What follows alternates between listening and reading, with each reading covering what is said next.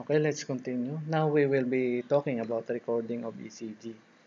Okay, so here in the ECG paper or tracing paper, you will see that the ECG tracing paper have small boxes and large boxes.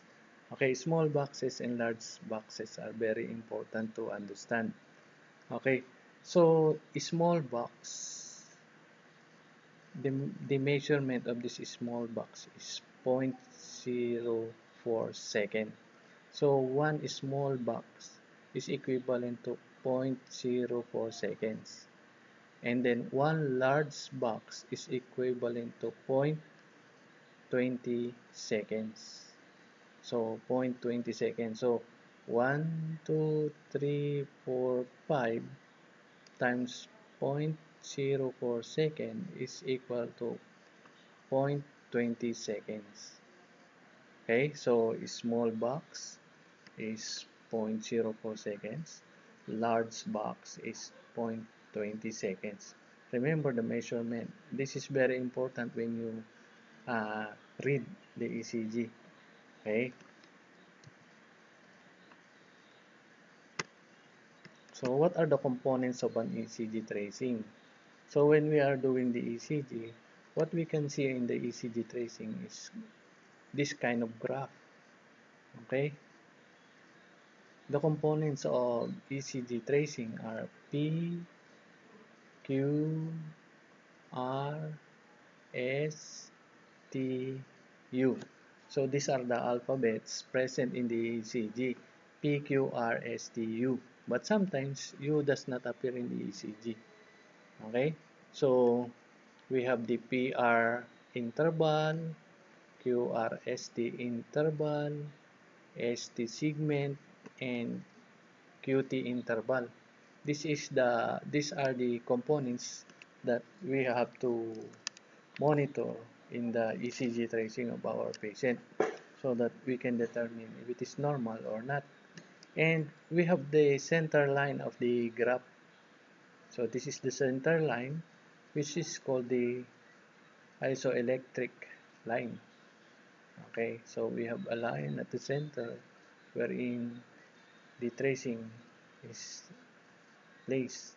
Okay, so P, Q, R, S, T, U. Always remember this alphabet. So they are the components of ECG tracing. P is the first deflection. Actually, the P represents the atrial contraction. So the atrium contracts first and then the ventricle. Isn't it in our anatomy? Why does the atrium contracts?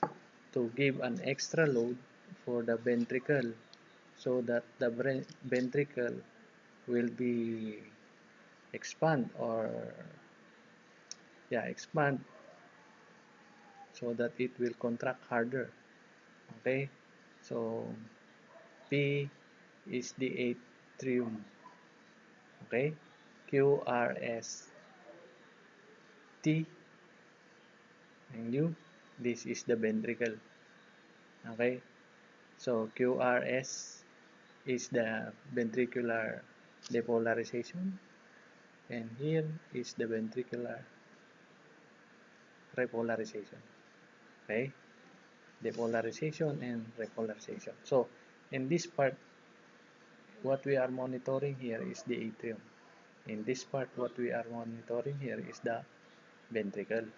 So it is very important that you know this one. So P is the first positive deflection, and then the Q is the first negative deflection, and then the R is the second, which is the tallest among them, no? Positive deflection, and then S is the second negative deflection, and then the T is a positive deflection in the U.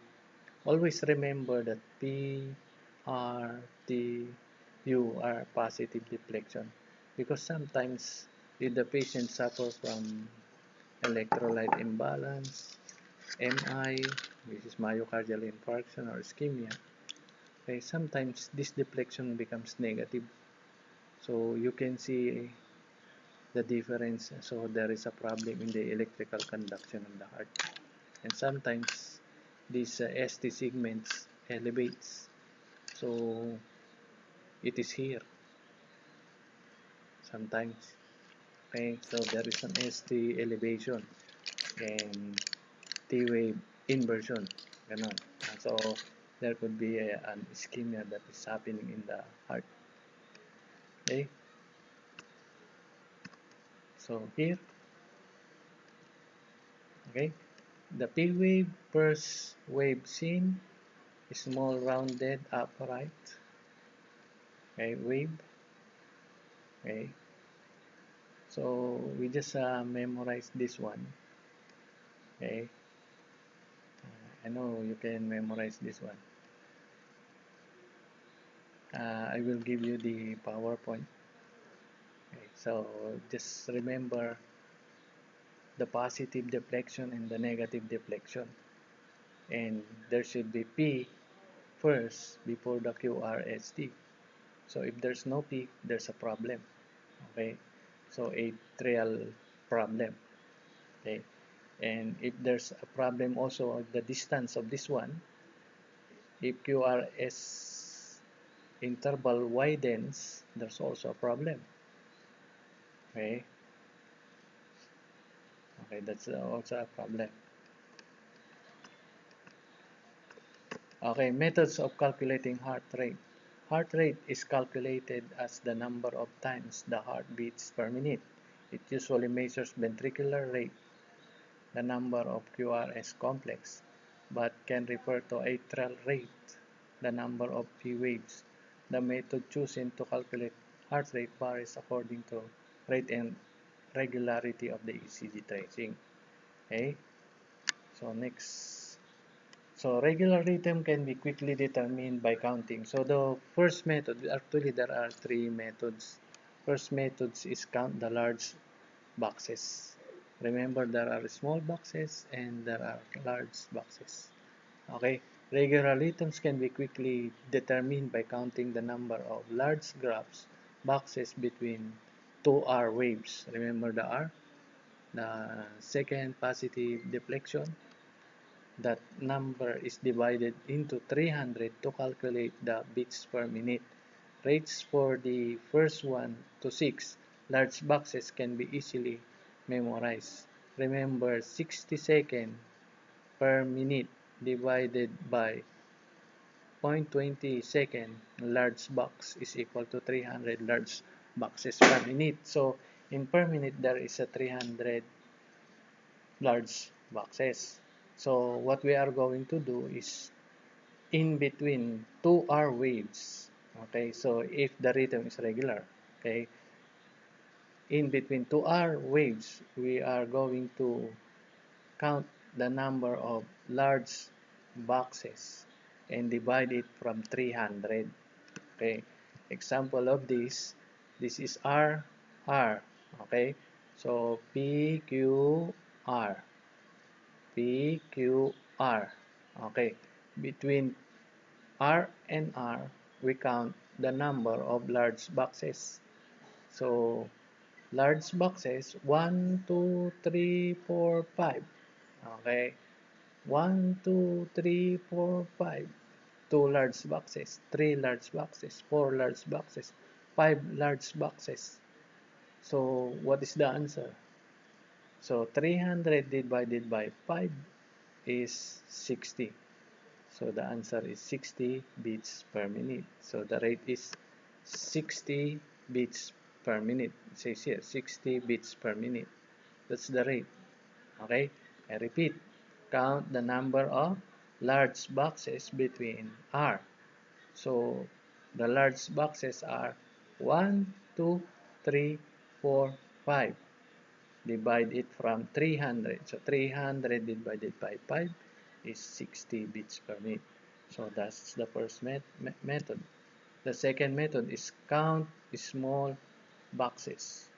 Sometimes it is necessary to count the number of small boxes between two R waves for the fast heart rates.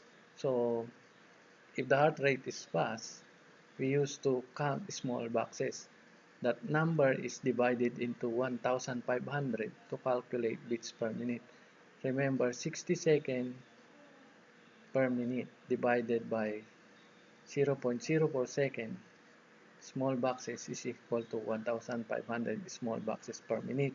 So what we are going to do now is count the small boxes between 2 R's. So if there are 6 small boxes between 2 R waves divided by divided from 1500, it's equal to 250 beats per minute. So this is very fast heart rate.